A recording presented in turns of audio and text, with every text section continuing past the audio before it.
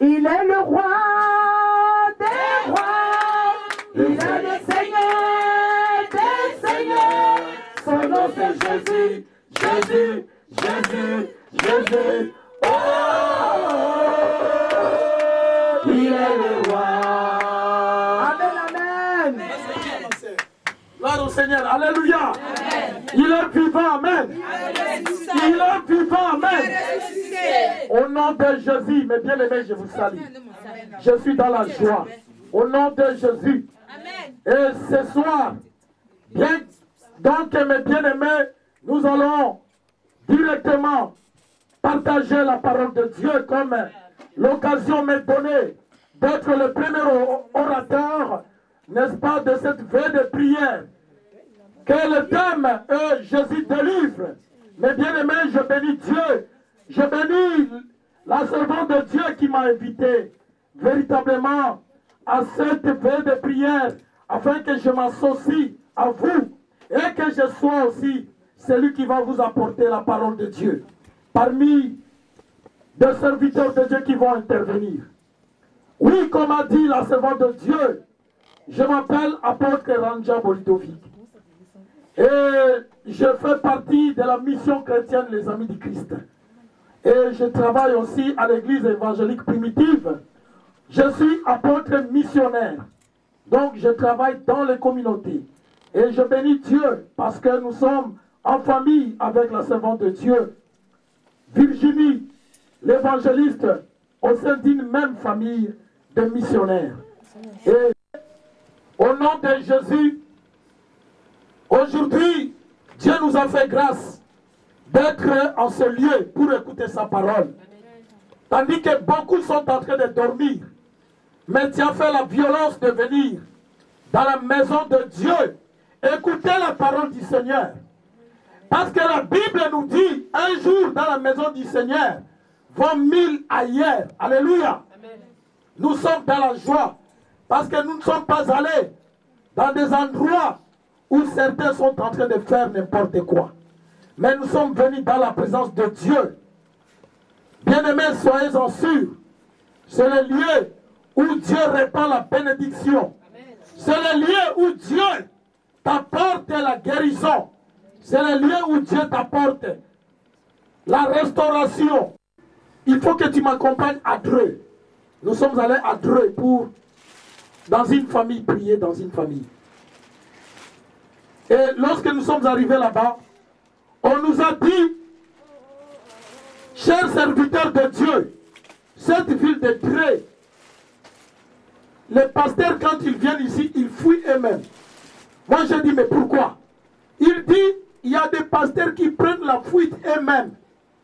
Parce qu'ici, il y a la sorcellerie grave. Ici, à Dreux, il y a l'occultisme. Donc, si tu n'es pas un pasteur, tu n'es pas vraiment assis dans la parole de Dieu, toi-même, tu vas prendre ta valise et tu vas fuir. Moi, je dis, moi, je ne fuirai pas. Amen. Car je sais celui qui est en moi. Il est plus puissant que celui qui est ici à Dreux. Amen. Je n'ai pas peur de celui qui est à Dreux. S'il fait fuir le pasteur de Dreux, ce n'est pas moi. Moi, je ne fuirai jamais le diable et Satan. Ni les démons, même s'ils viennent combien. Je sais en qui j'écris. Amen. Dites Amen. Amen. Bien-aimés, nous avons fait le travail de Dieu.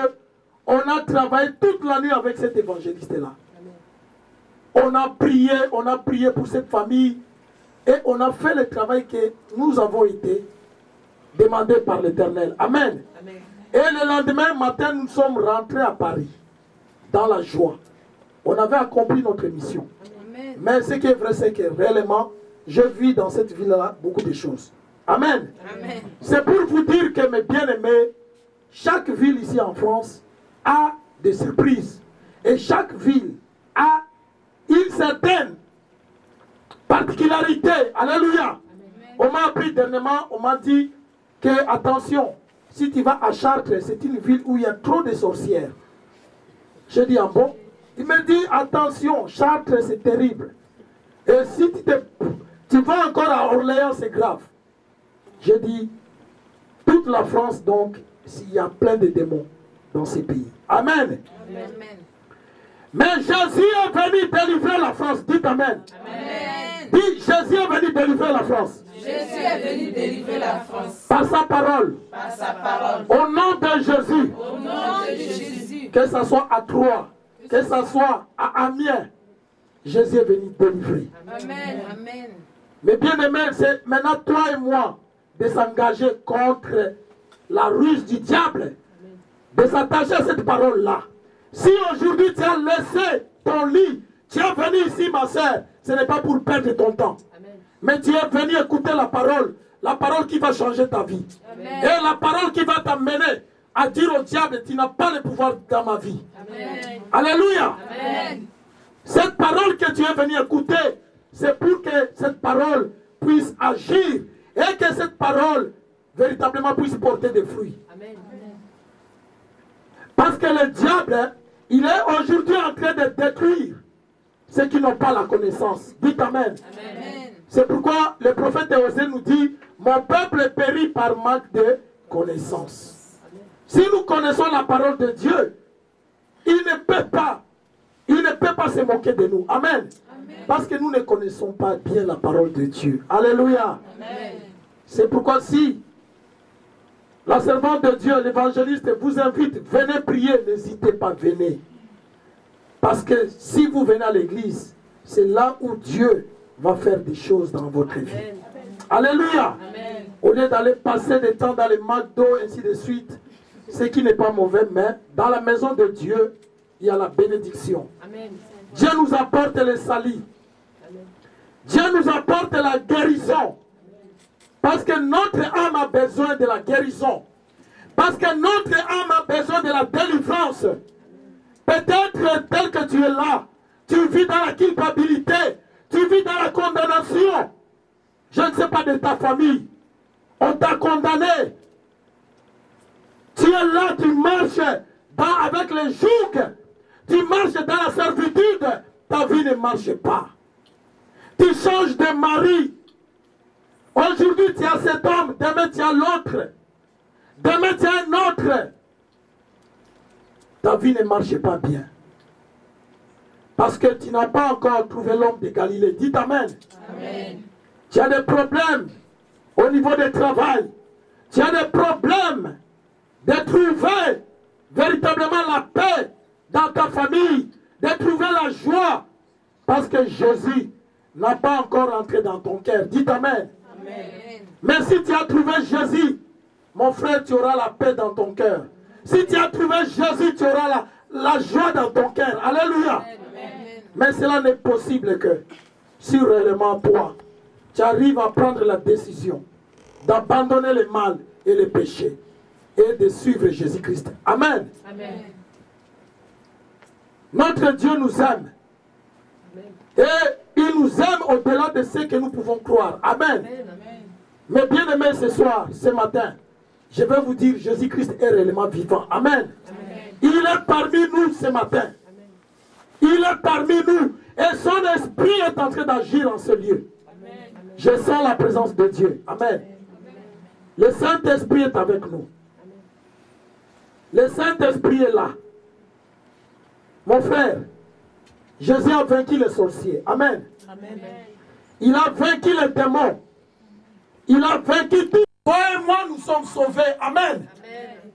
Si toi, tu es sauvé, parce que Jésus a versé le sang à la croix. Si toi, tu es sauvé aujourd'hui, parce que Jésus, il a pardonné tes péchés. Dites Amen.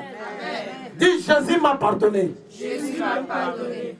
Par son sang. Par son sang. Je suis devenu enfant de Dieu. Enfant de Dieu. Je n'ai plus rien à craindre. Je n'ai plus rien à craindre. Au nom de Jésus. Au nom de Jésus. Amen. Amen. Oui, mes bien-aimés, que personne ne vous trouble. S'il y a quelque chose, dites seulement le sang de Jésus m'a racheté. Amen. Je n'ai rien à te donner, toi, Satan. Parce que toi et moi, nous n'avons pas de relation. Satan, toi et moi, nous n'avons rien. Nous n'avons pas de contact. Je suis un enfant de Dieu et je marche dans la lumière. Amen. Amen. Je ne marche pas dans les ténèbres.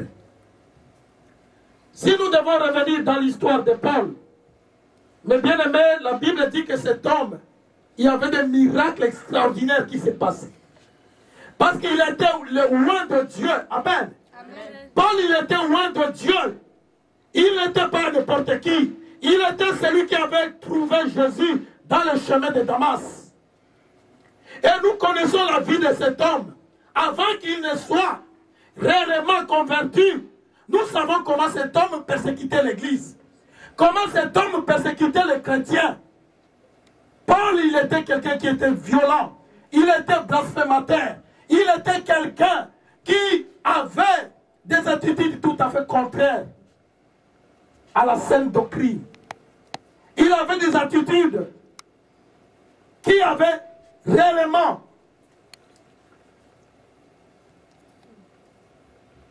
des positions de quelqu'un qui combattait les chrétiens. Alléluia. Amen. Il était opposé à la vérité. Alléluia. Amen. Il était quelqu'un qui était opposé à la vérité. Mais pourtant, Paul, c'était quelqu'un qui avait beaucoup étudié. Il était quelqu'un qui connaissait la loi. Alléluia. Amen. Il avait la connaissance totale de la loi. Mais lorsque ce jour-là était accompli dans le chemin de Damas, il a vu la gloire de Dieu. Une lumière s'est apparue devant lui. Et c'était Jésus-Christ de Nazareth. Alléluia. Amen. Et lorsque Paul avait rencontré Jésus, mais bien aimé, sa vie avait changé. Je ne vais pas revenir sur l'histoire de la conversion de Paul. Mais aujourd'hui, nous parlons de la délivrance. La Bible dit que cet homme, il était apôtre. Amen. Paul, il était un apôtre de Jésus-Christ. Un apôtre qui a vu Christ dans la gloire. Mais il n'était pas un apôtre qui a vécu avec Jésus-Christ. Dites Amen. Amen. Parce qu'il y a Jean, il y a Pierre, ils avaient vécu avec Jésus. Ils avaient mangé avec Jésus. Ils avaient couché avec Jésus. Mais Paul n'a pas vécu avec Jésus. Mais il a vu Jésus dans la gloire. Amen. Alléluia. Amen. Et cet homme-là, il a proclamé la puissance de Dieu. Alléluia. Amen. Il a proclamé la puissance de Dieu durant le temps que Dieu lui a confié. Dans son ministère, la Bible dit qu'il y a eu de miracles. Et il y a eu de signes et de prodiges qui se sont accomplis pour confirmer qu'il était réellement choisi par Dieu. Amen. Amen. Bien aimé, c'est vrai. Aujourd'hui, il y a des faux prophètes, des faux apôtres, des faux pasteurs, des faux docteurs, et j'en passe. Alléluia. Amen. Mais ceux qui craignent Dieu, et ceux qui honorent Dieu, ceux qui marchent dans la vérité, ils se distinguent toujours. Amen. Amen. Alléluia. Amen. Ceux qui honorent Dieu, et ceux qui marchent dans la crainte de Dieu, ils se distinguent parmi les faux. Alléluia. Amen. Mais je vais te dire, c'est lui qui conduit l'église. Amen. Amen. Et apôtre Paul, il était rempli du Saint-Esprit. La Bible dit, il était rempli. Quand quelqu'un est rempli du Saint-Esprit, il est fou. Il est fou. Il devient fou de Jésus. Il devient fou de Dieu. Parce que la puissance de Dieu, maintenant la Bible déborde. C'est comme une vase qui déborde. Alléluia. Amen. Il faut que le feu de Dieu déborde le peuple de Dieu. Alléluia. Amen. C'est pourquoi j'aimerais que chaque fois que vous priez, vous demandez à Dieu qu'il vous remplisse du Saint-Esprit. Alléluia. Amen. Que Dieu vous remplisse du Saint-Esprit. Amen. Et Satan aura peur de vous. Alléluia. Parce que lorsque cette vase est remplie, et c'est fini, personne ne peut te toucher. Et tout le monde commence à avoir peur de vous. Parce qu'il y a des choses qui vont commencer à se réaliser. Amen. Que le monde va s'étonner. Alléluia. Amen. C'est ce qui s'est passé dans la vie de Paul. Il était quelqu'un d'abord qui avait la crainte de Dieu. Il était quelqu'un qui obéissait à la voix de Dieu. Et il était quelqu'un qui mettait la parole de Dieu en pratique. Amen. Amen. C'est ce que l'Église nous devons faire.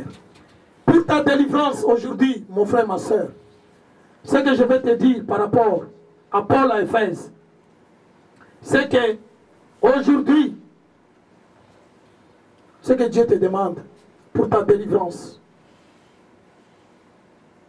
Tu as un problème